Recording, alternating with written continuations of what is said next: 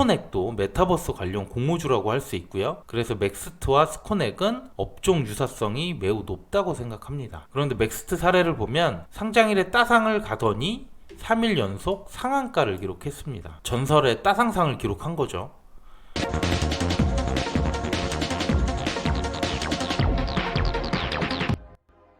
안녕하세요. 집에서 돈 버는 방법, 집돈버 굿즈입니다. 오늘은 다음 주에 청약하는 스코넥 엔터테인먼트를 소개해 드리겠습니다. 요즘 조금 주춤하긴 하지만 그래도 여전히 성장 산업인 메타버스 관련 공모주고요. 기존 공모주 사례와 비교해서 설명드리도록 하겠습니다. 구독과 좋아요, 알림 설정은 저에게 큰 힘이 됩니다.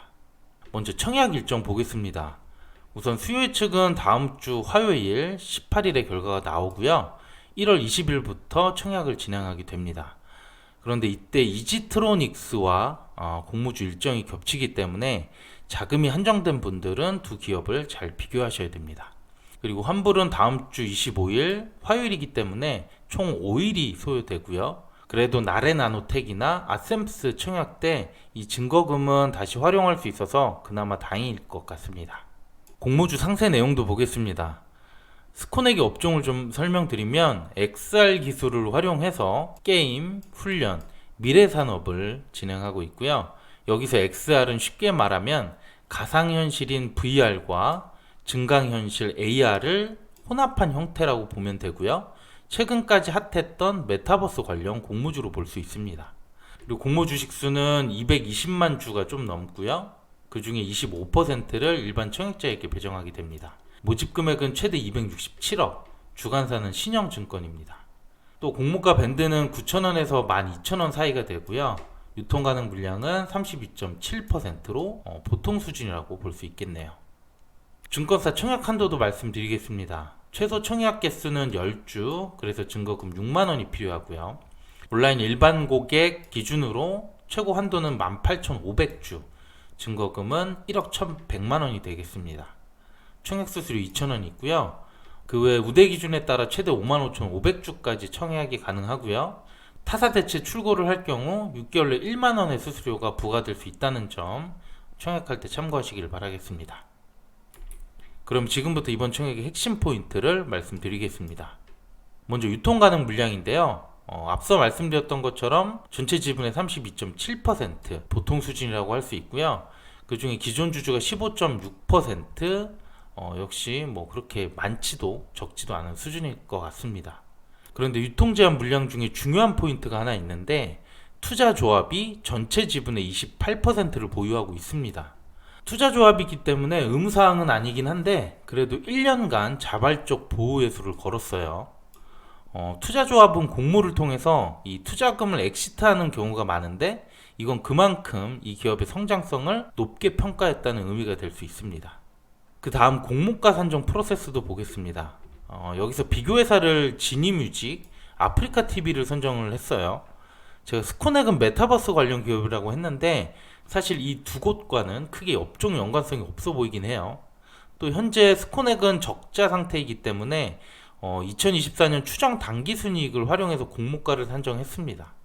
그래서 종합적으로 볼 때 공모가의 적정성 여부를 판단하기는 사실상 어렵다고 생각합니다. 그래서 제가 이전 공모주 사례를 하나 가져왔는데요. 메타버스 관련 공모주죠. 맥스트와 공모 내용을 비교해 보도록 하겠습니다. 먼저 맥스트는 AR 원천 기술을 활용하고 있고요. 이 기술을 활용해서 반도체, 자동차, 조선 등 산업용 증강현실 솔루션을 제공하고 있습니다. 아까 설명드렸던 것처럼 스코넥은 AR과 VR을 혼합한 XR 기술을 활용하고 있기 때문에 스코넥도 메타버스 관련 공모주라고 할 수 있고요. 그래서 맥스트와 스코넥은 업종 유사성이 매우 높다고 생각합니다.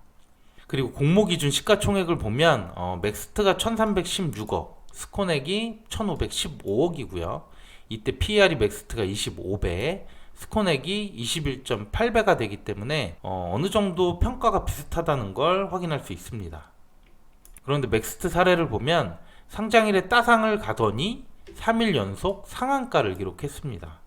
전설의 따상상을 기록한 거죠. 그리고 이후에도 주가는 소폭 상승세를 보였는데 결국 상장 후 8일 뒤 주가가 무려 84,900원을 기록했고요. 공모가 대비 466% 상승한 수치가 되겠습니다.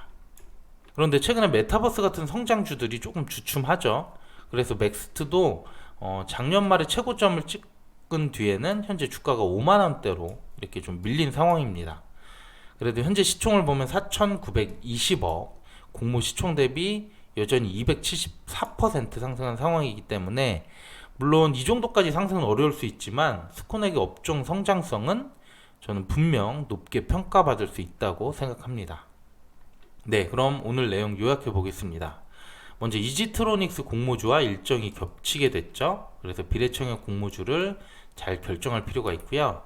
유통 가능 물량은 32.7%로 보통 수준이긴 한데 특이점은 투자조합이 자발적 보호 회수를 1년 걸었다는 거죠. 이 점은 성장성을 높게 평가했다고 볼 수 있고, 공모가 산정 프로세스를 보면 적정성 여부를 판단하기는 사실상 불가합니다. 그래도 메타버스 관련 공모주죠. 맥스트와 비교했을 때 좀 산업 유사성이 크다고 생각했고요. 맥스트는 상장 후 따상상 상을 기록했고 현재 주가가 조정 중이긴 하지만 여전히 공모가 시총 대비 274% 상승한 상황이죠. 그래서 스코넥도 좋은 평가를 받을 수 있는 공모주가 될 수 있지 않을까 저는 생각하고 있습니다.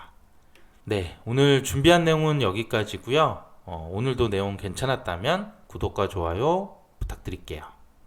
감사합니다.